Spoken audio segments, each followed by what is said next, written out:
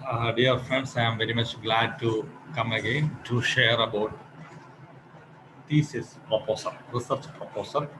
In this video, I'll be sharing the elements of this proposal. This is from your exam point of view. I'll be sharing a video how we have to approach in the exam, particularly my subject. So before that, I would like to, this is particularly for MDF students, it's a compulsory one. You need to at least know the outline of this. I will be sharing the outline as well. So what is research and why we need to do research? And before doing a research, what we need to keep in mind, all that things we are going to share within short video. Actually, research is re-search, I used to say. Searching again.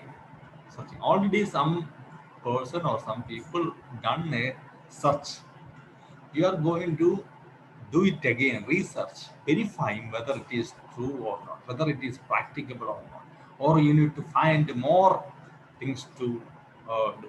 Actually, for a graduate or postgraduate degrees, uh, require a student to do a research on particular area. You think most of the people, those who do postgraduate and all, they do a research not only in theological circle, also in other areas, in other disciplines, secular disciplines. They have done research. For a PhD candidate, it is a compulsory one. They have to do a dissertation. But for an MD and MBH, we not require that much of a dissertation having 3 years of research and all. For MD, we require maybe a 1 year. Along with other subjects, you need to do a research. Once if you are the pandemic is over, you come to this campus, you need to do a research. So this will help you how to propose your research issue or title. Before going into a research, you must be aware about the issue that you are going to. You have to find out a problem, you have to find out an issue that you are going to discuss. That's very, very important. That issue must be relevant for you. It is interest for you. A topic, a corruption, or some other topic that you are. You have to think in, have to limit that one within your time framework, within the study simulator, things and all. I'll be sharing a presentation, the sharing the elements of a research proposal. Research. Before going into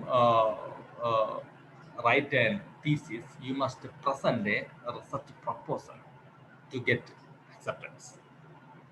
Once your proposal is accepted through IOS or depending on accepted, then only you are eligible to write a thesis, a mega assignment thesis or a thesis you have to do that. So for that, before that, let me say there are plenty of knowledge available. As I said, research means searching again. There will be a fresh topic or old topic. You need to find out. You need to think about the, as I said, time framework, availability of sources. Is it which department it belongs to, and all that. You can ask me in our WhatsApp group how we do that. I will be able to help you out. But I'm focusing on the research proposal, elements of research proposal. In the research proposal, you must have a title. You must have a title. How should be a title? Title should explicitly state what you are going to do. It should be an exemplary and self-explanatory one. You can have a main and subtitles. A study on divorce, a special emphasis to uh, the woman in the age of in the area of something like limit. I'm just telling out of my mind to say. So title should be very much clear. Don't bring a confused titles and all. It should make it clear your area, your period, your perspective should be very clear. Your approach should be very clear. and should not use critical study. A critical study you should not use. Why? Because it is a mandate that every study, every research should be critical one. So there is no need to bring a critical study, but rather you can bring your approach like an exegetical study, a subaltern perspective, a historical analysis. Your approach can be mentioned, but not stating about a critical study. That is a jargon you need to avoid. So your problem must be stated in the title itself. On title, you can have a subtitle also. That is first one, title. Second is statement of the problem. So after your title is ready, you must state your problem in within one sentence. You are stating what is the issue that you are going to address within one sentence. Then you have to elaborate that problem as a third one. When you elaborate the problem, how you do that, you can have a 3 paragraph maximum. On the first paragraph, you can have a detailed discussion about the context. Second paragraph, context of your issue, and second paragraph, you can say how you are going to respond in a way. And the third section, you can have some 3 important questions. So elaboration of problem should include 3 important research questions, having one main question and other sub questions in that elaboration of problem. So that you can use quotations, footnotes in between to argue that there is a problem or this is the issue. After doing all these things, you can do that. That is elaboration of the. You have to document your problem. That's in a short. You are documenting that with this sources. I am saying that there is a problem like this. We need to address that problem in this area. Next one is a definition of key terms, which is optional one. You can think about that if your title or some of the areas that you are referring has a technical terms. For example, you are using the term Dalit. In my research, I used it. But the normal understanding of Dalit is simply telling that a fourth caste or last caste or some other terms. But I used different ways. The particular term Dalit I used people, those who are rather in high caste or low caste, experiencing the brokenness. That's the meaning of the term Dalit. So I used Dalit in that perspective. Therefore, I need to define what the term means. Some of the technical terms, Missio Dei, mission of God, you want to explain, define that. In this research, I define the mission Dei in this way. You have to have a clarity in your terms that you are using. Third one is hypothesis, which is also considered as the map. Before you reach your destination, you have a map in your hand, that is hypothesis. Hypothesis also is known as mini thesis. It's a, before going into reaching your end result, you are hypothetically thinking or reasoning that this can be a probable solution. This can be a probable solution. There's a probability. So you are in your thesis, you will be testing. This is the main center. You will be testing whether all the chapters will be connected to your hypothesis. So whether what you hypothetically said or whether you reasoned is it right or wrong, you will be checking. After writing one first chapter, second chapter, third chapter, the end you will check whether your hypothesis is accurate or a wrong one. You will be thinking about that. That is hypothesis, in which yeah. Next one is importance of the study or research.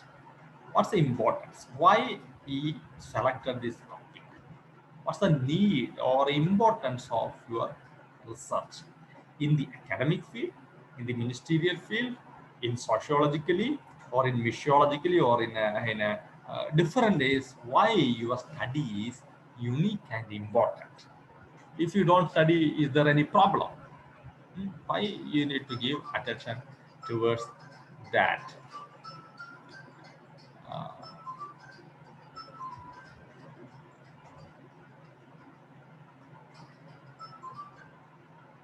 Next one is important study after important study, sources of your study. Source.